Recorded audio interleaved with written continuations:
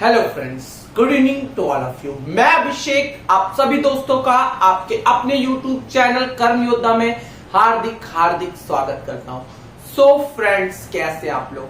Friends, जैसा कि आप सभी जानते हैं, हम अपने CHS central Hindu school Jawahar Navodaya Vidyalaya all India सैनिक स्कूल एंट्रेंस एग्जाम की तैयारी कर रहे हैं। और हमने सबसे पहले मैथ्स को क्या किया है, टारगेट किया है। और हमने सबसे पहला चैप्टर हमारे सिलेबस का रेशनल नंबर पढ़ना शुरू किया था, जिसमें मैं आप लोगों के लिए 5 क्लासेस ले चुका हूं। फ्रेंड्स, उन 5 क्लास की प्लेलिस्ट आपको मिल जाएगी। आप हमारे प्लेलिस्ट के सेक्शन में जाकर विजिट कर सकते हैं और हर एक क्लास को देख सकते हैं। अगर क्लास आपको अच्छी लगती है तो लाइक कर सकते हैं और हमारे YouTube चैनल को, अगर आप चैनल पे नए हैं तो हमारे YouTube चैनल को सब्सक्राइब कर सकते हैं। साथ ही साथ बेल आइकन के बटन को प्रेस करके ऑल नोटिफिकेशन जरूर ऑन कर लीजिएगा, जिससे आपको हर एक वीडियो की नोटिफिकेशन मिलती रहे। फ्रेंड्स, ओके, तो आज हमारा प्रैक्टिस सेशन है। इसी के साथ हम अपने रेशनल नंबर का इंड अप करेंगे। तो आइए देखते हैं फ्रेंड्स। तो बेटा, जो आपका फर्स्ट क्वेश्चन है, वो फर्स्ट क्वेश्चन क्या है? देखिए, जो आपका फर्स्ट क्वेश्चन है,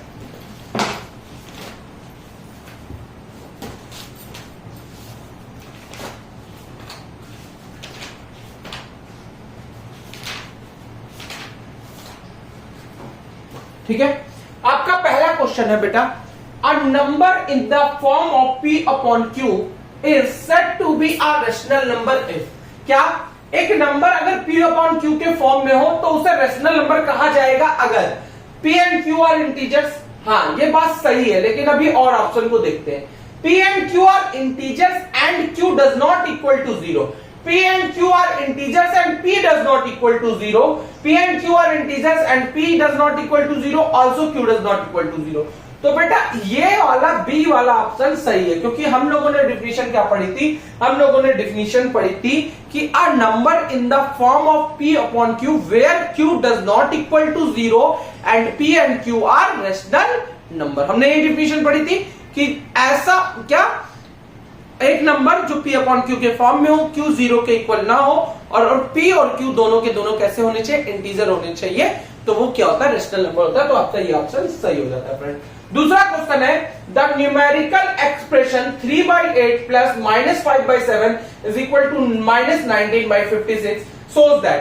मतलब ये एक न्यूमेरिकल एक्सप्रेशन आपको दिया हुआ है, ये क्या शो कर रहा है? चलिए ऑप्शन पढ़ते हैं। Rational number are close under addition, rational number are not close under addition. तो ये वाला तो गलत हो जाता है, क्योंकि ये भी आपका रेशनल नंबर है, ये भी रेशनल नंबर है, और ये भी फ्रेंड्स क्या है? रेशनल नंबर है। तीसरा क्या है? Rational number are close under multiplication. तो ये भी गलत हो जाता है, क्योंकि यहां मल्टीप्लीकेशन तो आया नहीं। Addition of rational number is not commutative, ये भी गलत हो जाता है, क्योंकि addition of rational number is commutative, ये तो हमने पढ़ा ही था। तो पहला ऑप्शन आपका क्या हो जाता है फ्रेंड्स? करेक्ट हो जाता है। ठीक है, यहां तक समझ में आ रही है बात? इरेज कर दे इतने क्वेश्चंस को।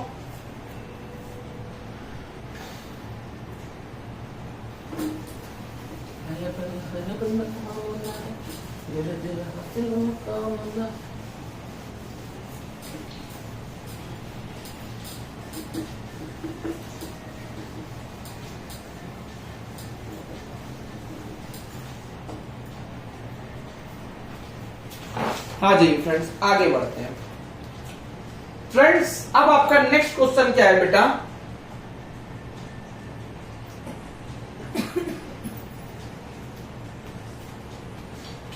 नेक्स्ट क्वेश्चन देखिए। नेक्स्ट क्वेश्चन क्या रहा है बेटा? क्वेश्चन नंबर 3 कि बिटवीन 2 गिवन रेशनल नंबर, क्या? बिटवीन 2 गिवन rational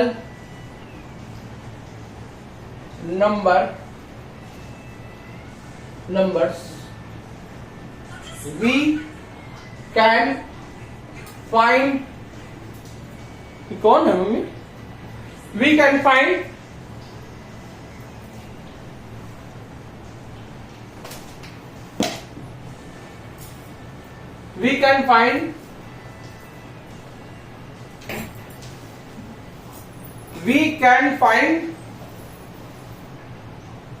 ऑप्शन 1 है 1 and तो इसका डायरेक्ट आंसर बताता हूं बेटा, ऑप्शन लिखूंगा तो बहुत टाइम लिखेगा। Between two given rational number we can find, तो बेटा इनफाइनाइट रेशनल नंबर, क्या इनफाइनाइट रेशनल नंबर क्या कर सकते हैं बेटा, इनफाइनाइट रेशनल नंबर हम फाइंड कर सकते हैं। क्लियर है, बात समझ में आ रही है फ्रेंड्स? क्या अगर हम दो रेशनल नंबर दिए हुए हैं तो उनके बीच में हम इनफाइनाइट रेशनल नंबर फाइंड कर सकते हैं, यह आपका आंसर हो जाएगा। चलिए क्वेश्चन नंबर 4 देख लेते हैं फ्रेंड्स। क्वेश्चन नंबर 4 कह रहा है द प्रोडक्ट 3/4, 2/5 एंड 20/3 इज। तो बेटा आप सब लोग जानते हो, जैसे ही same as it is fraction का मल्टीप्लीकेशन होता है, सेम एज इट इज क्या होता है, रैशनल नंबर का मल्टीप्लीकेशन होता है।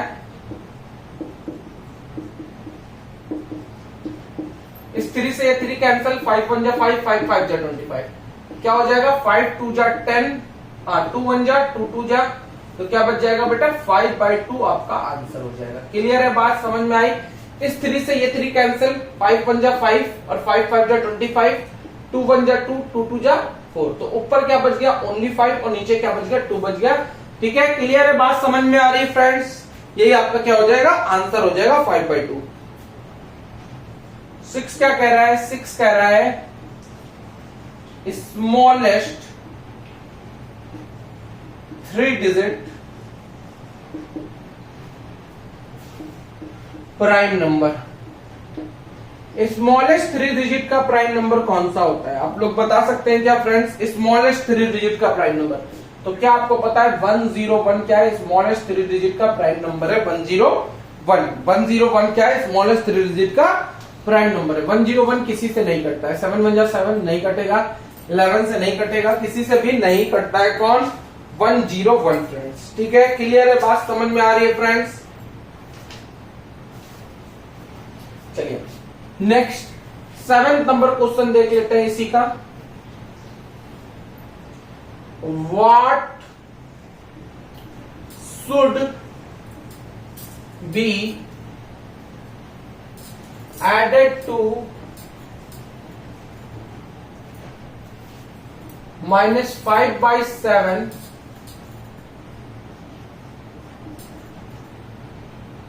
to get -3/2। चलिए क्या कह रहे हैं बेटा, what should be added to -5/7।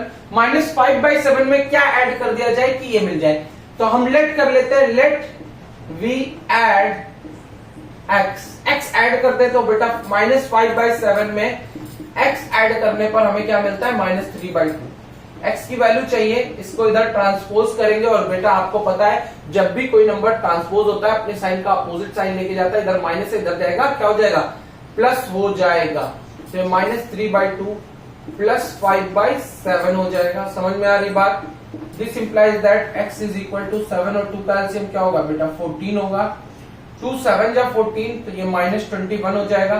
2 की टेबल में 14 कितनी बार में आएगा, देखो इसको आप लोग वैसे जानते हैं फ्रेंड्स, फिर भी मैं आप लोगों को बता रहा हूं, इन दोनों का एलसीएम लिया जाता है। तो बेटा एलसीएम हम ऐसे नहीं लेते, हमेशा जो डिनोमिनेटर बड़ा उसको पकड़ो। 7 1 जा 7 क्या 2 की टेबल में आता है, नहीं आता है। 7 2 जा 14 क्या 2 की टेबल में आता है, बिल्कुल आता है। तो जो दोनों की टेबल में आ जाए, बड़े वाले नंबर की टेबल पढ़ो और छोटे वाले नंबर की भी टेबल में अगर आ जाए तो वही उन दोनों का एलसीएम होता है। मतलब इन दोनों का एलसीएम क्या होगा बेटा 14 होगा। क्या होगा 14। 2 की टेबल में 14 कितनी टाइम में आता है फ्रेंड्स 7 टाइम में, इसलिए -3 7 से मल्टीप्लाई होगा तो -21 बन जाएगा। 7 की टेबल में 14 कितनी टाइम में आता है 2 टाइम में, इसलिए 5 2 से मल्टीप्लाई होगा ये 10 बन जाएगा। तो x की वैल्यू क्या आ जाएगी फ्रेंड, x की वैल्यू आ जाएगी -11/14। बात समझ में आ रही है फ्रेंड्स? यहां तक कोई दिक्कत वाली बात है क्या? यहां तक चीजें क्लियर होंगी आप लोगों को, यहां तक कोई दिक्कत वाली बात नहीं है। जल्दी से स्क्रीनशॉट ले लीजिए या तो नोट कर लीजिए जल्दी से। फिर से एक बार ये क्वेश्चन दिखा दूं। कह रहे what should be added to -5/7 to get -3/2। मतलब -5/7 में क्या ऐड करने पर वो -3/2 बन जाएगा। तो बच्चों मैंने माना कि लेट वी एड x, मतलब हमने मान लिया कि हम उसमें नंबर में x ऐड कर दे रहे हैं। ओके, तो -5/7 plus x is equal to क्या लिख दिया, -3/2। अब x की वैल्यू चाहिए तो इस नंबर को इधर ट्रांसपोज कर दिया है फ्रेंड्स। ट्रांसपोज करने पर क्योंकि इसके पास नेगेटिव साइन था तो इधर आने पर पॉजिटिव का साइन हो जाएगा, तो ये बन जाएगा x is equal to -3/2 plus 5/7। फिर इन दोनों का एलसीएम ले, एलसीएम लेने के लिए क्या करते हैं फ्रेंड्स, जो बड़ा नंबर रहता है डिनोमिनेटर में, जो बड़ा है सबसे, उसकी टेबल पढ़ते हैं। तो 7 बन जा 7, फिर चेक करते हैं क्या छोटे वाले की टेबल में आ रहा है, तो 2 की टेबल में नहीं आ रहा है, इसलिए 7 एलसीएम नहीं हो सकता है। 7 2 जा 14, 2 की टेबल में आ रहा है, तो इन दोनों का एलसीएम क्या होगा बेटा, 14 होगा। 2 की टेबल में 14 कितने टाइम में आता है बेटा, 7 टाइम में, इसलिए -3 किससे मल्टीप्लाई होगा, 7 से मल्टीप्लाई होगा, ये -21 बनेगा। इस 7 की टेबल में 14 कितने टाइम में आता है बेटा, 2 टाइम में आता है, इसलिए 5 2 से मल्टीप्लाई होगा, 10 बनेगा। अब माइनस और प्लस, एक निगेटिव इंटीजर एक पॉजिटिव इंटीजर, तो दोनों के बीच में सब्ट्रैक्शन होगा, तो क्या बचेगा, -11, क्योंकि माइनस वाला बड़ा है इसलिए -11, और अपॉन में 14, ये आपका आंसर हो जाएगा। समझ में आई बेटा बात, क्लियर है यहां तक चीजें, यहां तक कोई डाउट वाली बात आप लोगों को नहीं होनी चाहिए। हो सकता है कि एक क्लास और लेनी पड़े, कुछ क्वेश्चंस बच जाए, तो आप लोग उसके लिए परेशान मत होइएगा, क्योंकि हम बहुत ही आराम से अपने सिलेबस को फिनिश करेंगे, चाहे बाद में मुझे 2-2 घंटे भी आप लोगों की क्लासेस लेनी पड़े फ्रेंड्स। ओके, आ जाते हैं आगे।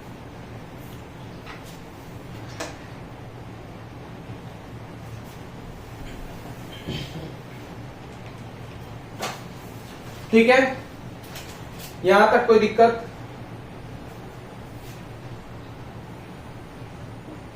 Find additive identity, find additive identity for the rational number. तो आप सबको पता है कि 0 क्या होता है, एडिटिव आइडेंटिटी होता है फॉर द रेशनल नंबर्स, क्योंकि हमने जब पढ़ा था क्या, properties of the rational number, वहां पे पढ़ा था कि क्या, find additive identities for the rational number, तो 0 is the additive identity for the rational number. ये हमने तब प्रॉपर्टीज ऑफ रेशनल नंबर में बहुत अच्छे से पढ़ा था फ्रेंड, कि 0 क्या होता है, एडिटिव आइडेंटिटी होता है, क्योंकि किसी भी रेशनल नंबर में 0 ऐड करने पर नंबर इटसेल्फ बनता है, मतलब नंबर अपने आप की आइडेंटिटी को रिप्रेजेंट करता है, तो इसी को क्या कहते हैं, एडिटिव आइडेंटिटी कहते हैं। समझ में आ रही बात, यहां तक कोई दिक्कत वाली बात नहीं है फ्रेंड्स। आगे आ जाते हैं बेटा, विच स्टेटमेंट इज ट्रू, क्या क्वेश्चन है, विच स्टेटमेंट इज ट्रू,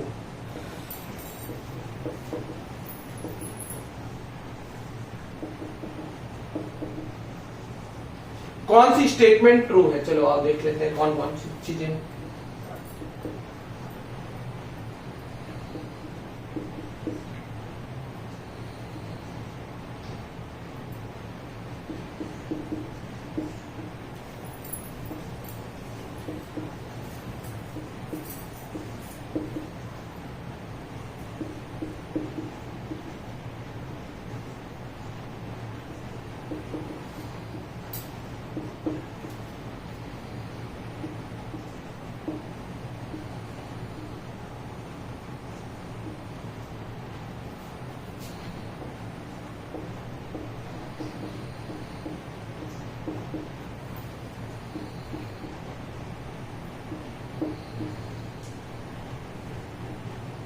आइए बच्चों इसको देखते हैं, चलिए क्या कह रहे हैं, विच स्टेटमेंट इज ट्रू, कौन सी स्टेटमेंट ट्रू है, -5 + 3 डज नॉट इक्वल टू 3 + -5।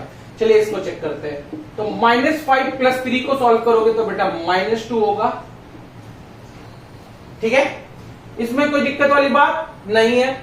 और इधर इसको भी सॉल्व करोगे बेटा, 3 + -5 = -2, तो दोनों इक्वल होंगे, तो ये वाली स्टेटमेंट तो गलत हो जाती है, ठीक है। अब इन दोनों में कह रहे हैं क्या दोनों इक्वल हैं, तो बेटा देख लेते हैं, इसको सिंप्लीफाई कर लेते हैं, 4 2 जा 8 और 4 3 जा 12, 5 2 जा 10 और 5 3 जा 10, इन दोनों को लिख सकते हैं क्या, -2/3 इसको लिख सकते हैं, मतलब ये वाली स्टेटमेंट आपकी क्या हो जाती है, करेक्ट हो जाती है। 2 इज नॉट नेचुरल नंबर, तो 2 भी नेचुरल नंबर होता है, ये भी गलत हो गई। 17 इज नॉट प्राइम नंबर, तो 17 भी प्राइम नंबर ही होता है, तो आपकी सेकंड वाली स्टेटमेंट ट्रू हो जाती है। क्लियर है, कोई प्रॉब्लम है यहां तक फ्रेंड्स, यहां तक कोई भी प्रॉब्लम नहीं होनी चाहिए। आइए नेक्स्ट देखते हैं, 10th में 10th क्वेश्चन कह रहा है what should B subtracted from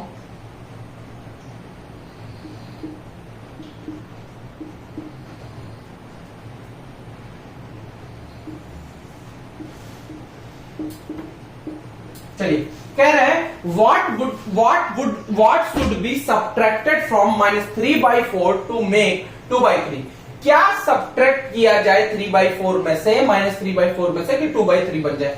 तो लेट वी सब्ट्रैक्ट x, क्या लेट वी सब्ट्रैक्ट x, क्या सब्ट्रैक्ट कर दे बेटा x, तो ये क्या बन जाएगा -3/4 minus x is equal to 2/3। ठीक है, दिस इंप्लाइज दैट x को इधर लाएंगे क्योंकि x को पॉजिटिव करना है, तो x को इधर ले आए और इसको इधर लाएंगे। तो अब मैं चाहूं तो जैसे भी लिख सकता हूं, देखिए समझ रहे हैं बात को, इसको इधर लाएंगे तो ये पॉजिटिव है निगेटिव हो जाएगा, मतलब -3/4 minus 2/3 is equal to positive x। समझ में आ रही बेटा बात? क्या किया है, मैंने मान लिया कि x को सब्ट्रैक्ट करते हैं तो -3/4 माइनस x। अब x निगेटिव है, पॉजिटिव बनाना है, इधर ले आए, 2/3 को इधर ले आए, तो -3/2 ये पॉजिटिव है, इधर आके निगेटिव हो जाएगा, ये x इधर आके पॉजिटिव हो जाएगा। अब बेटा 4 और 3 का एलसीएम, तो बड़ा नंबर लीजिए, 4 बन जा 4, 3 की टेबल में नहीं आएगा, 4 2 जा 8, 3 की टेबल में नहीं आएगा, 4 3 जा 12, 3 की टेबल में आएगा। अब 4 की टेबल में 12 कितनी बार आता है, 3 बार, 4 4 जा 4, 4 2 जा 8, 4 3 जा 12, तो -3 किससे मल्टीप्लाई होगा, 3 से, तो ये -9 बन जाएगा। और -3 की टेबल में 12 कितनी बार में आता है, 4 बार में, 4 टाइम्स में, इसलिए ये -2 किससे मल्टीप्लाई होगा, 4 से, तो ये -8 बन जाएगा इज इक्वल टू x। तो अब मैं इसे आगे लिखूं चाहे इसे आगे लिखूं कोई फर्क नहीं पड़ता क्योंकि दोनों इक्वल है, तो x इज इक्वल टू क्या हो जाएगा बेटा -17/12। समझ में आई बात? कोई प्रॉब्लम यहां तक? आपको कोई दिक्कत है, कोई तरह की किसी तरीके की अगर प्रॉब्लम है तो बताइए फ्रेंड्स। यहां तक चीजें समझ में आ रही है बिल्कुल?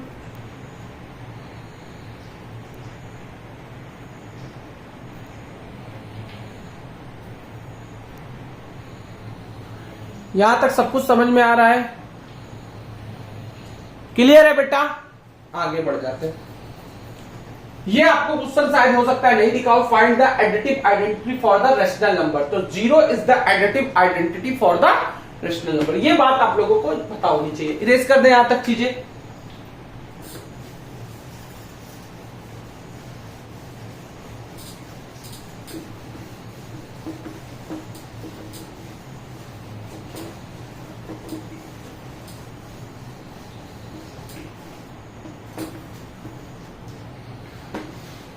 चलिए बेटा आगे बढ़ते हैं।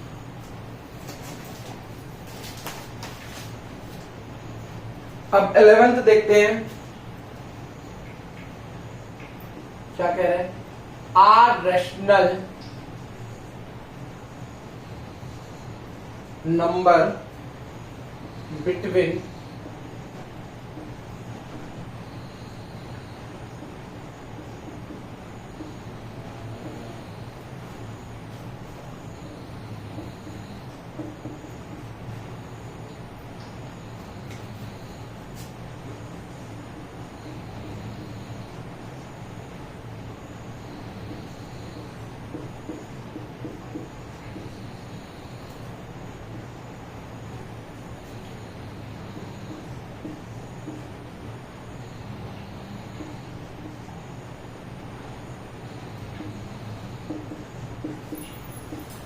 चलिए देखते हैं बेटा क्या are rational number between -3/5 and 1/4 is.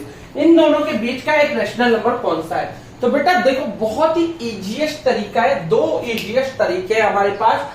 अगर सब ऑप्शन में सबके बेस सेम है, क्या सबके डिनोमिनेटर सेम है, तो हम दोनों का एलसीएम भी लेके कर सकते हैं, हम दोनों का एलसीएम भी लेके सॉल्व कर सकते हैं। ये भी एक तरीका है। और एक तरीका तो आप सबको पता है, आप सब जानते हैं क्या होता है, r इज इक्वल टू होता है 1/2 ए प्लस बी। ये फॉर्मूला मैंने आप लोगों को बताया था। इफ यू नो दैट कि दो रेशनल नंबर अगर गिवन है, उनके बीच का रेशनल नंबर निकालना है, तो ये फॉर्मूला डायरेक्टली होता है फ्रेंड्स। क्या? R is equal to 1/2 A plus B. Clear है यहां तक बात? कोई दिक्कत है यहां तक? देख लो मैं सही से चीजें आ रही हैं। चलो बढ़िया आ रही है, समझ में आ रही बात? तो मैं क्या करूंगा, वैल्यू रख रहा हूं 1/2। A की वैल्यू क्या है? -3/5 प्लस बी की वैल्यू क्या है? 1/4। आप सबको पता है इन दोनों का एलसीएम ले लीजिए, 5 और 4 का बड़ा नंबर लीजिए। 5 1 जा 5, 4 की टेबल में नहीं आएगा।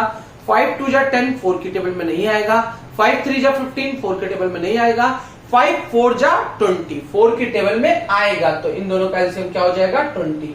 5 के टेबल में 4 बार में आएगा, इसलिए -3 4 से मल्टीप्लाई होगा, ये -12 बन जाएगा। प्लस 4 5 जा 20, तो 5 टाइम में आएगा, इसलिए 1 5 से मल्टीप्लाई हो जाएगा। समझ में आ रही बात? ये हो जाएगा 1/2 इंटू ये बचेगा -7/20।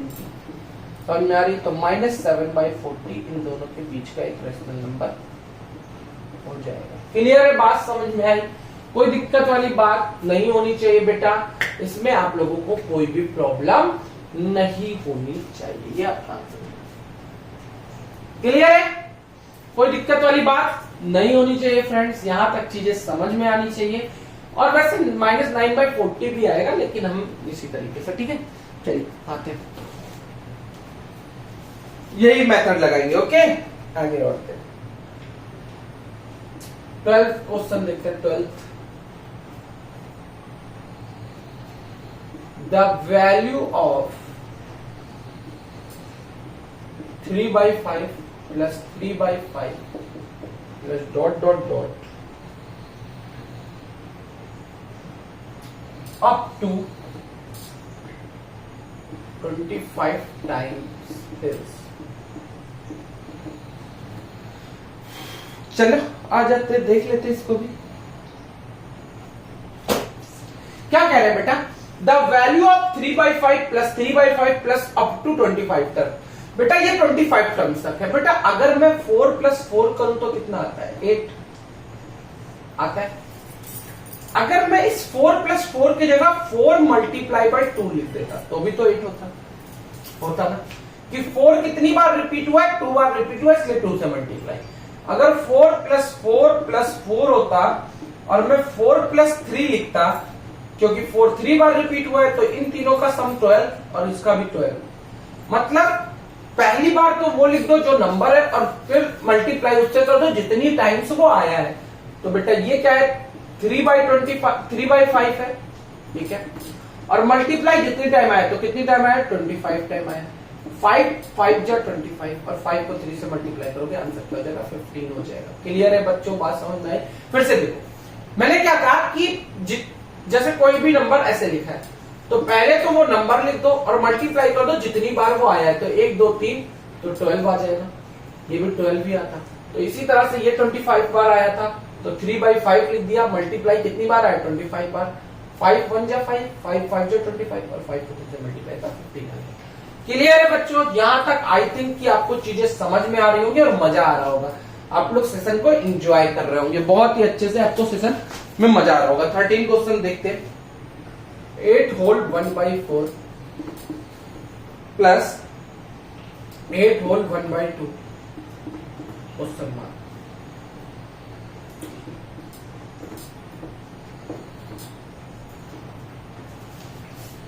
दो तरीके से क्वेश्चन को कर सकते हैं हम।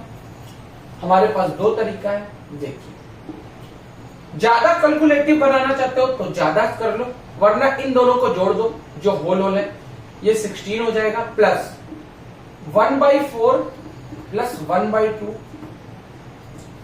ये plus question mark is equal to 20 plus 1/8 इसे लिख देता, ऐसे लिख देता हूं, क्योंकि अगर कोई चीज ऐसे लिखी मिक्स्ड में लिखी है तो उसको ये भी लिख सकते हैं। 20 प्लस 1/8, मिक्स्ड वाले को अलग, होल वाले को अलग कर लो, प्लस फ्रैक्शन को लिख दो। अब इस x की वैल्यू चाहिए ना,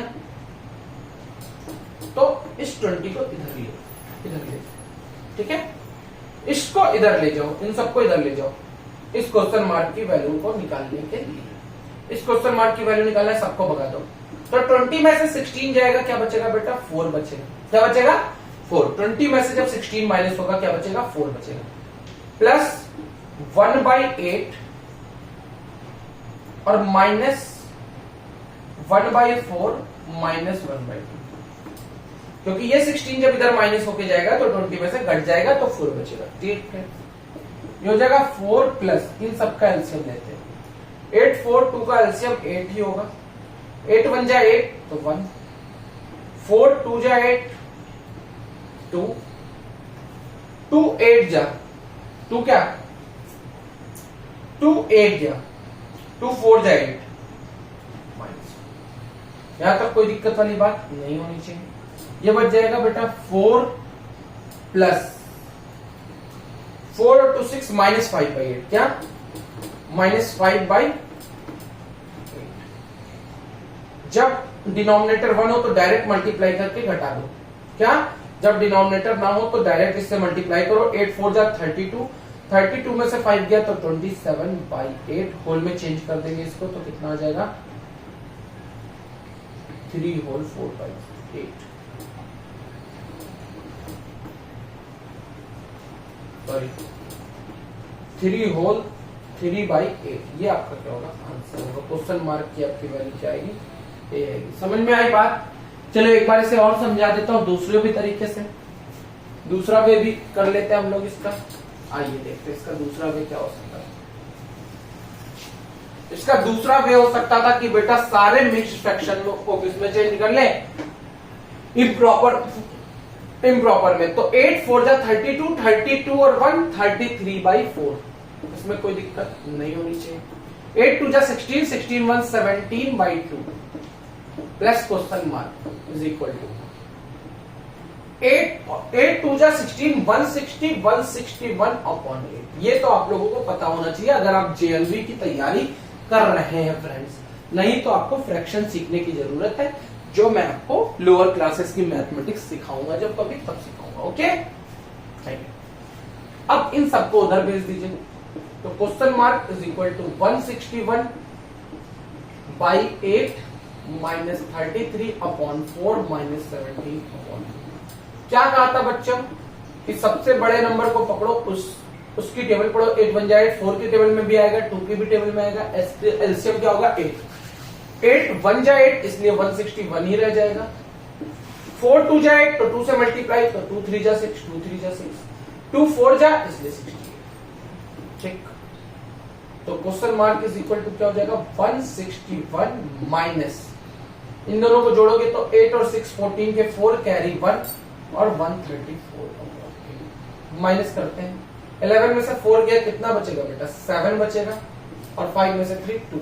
यही चीज आ गई और ये चीज क्या बन जाएगी फाइनली ये बन जाएगी 3 होल 3/8। समझ में आई बात। दोनों तरीके से इस क्वेश्चन को मैंने बता दिया है। ठीक है फ्रेंड्स, तो आज के लिए यही तक रखते हैं कि कुछ क्वेश्चन सॉल्व कर लेते हैं। चलो 14 और 15 भी कर लेते हैं फिर सेशन को लेकर।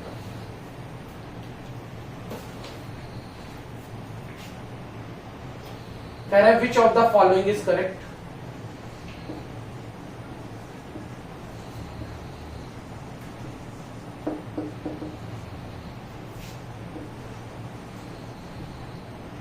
देखते हैं।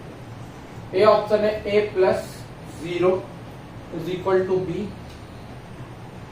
सी ऑप्शन है a minus B is equal to B minus A. B option है माइनस ए गुणे B is equal to B गुणे माइनस ए। डी ऑप्शन है A by B is equal to B by A. Additive identity क्या, if additive identity क्या कहती है, if a number if we are adding 0 in any number we will get number itself, इसलिए गलत हो जाता है।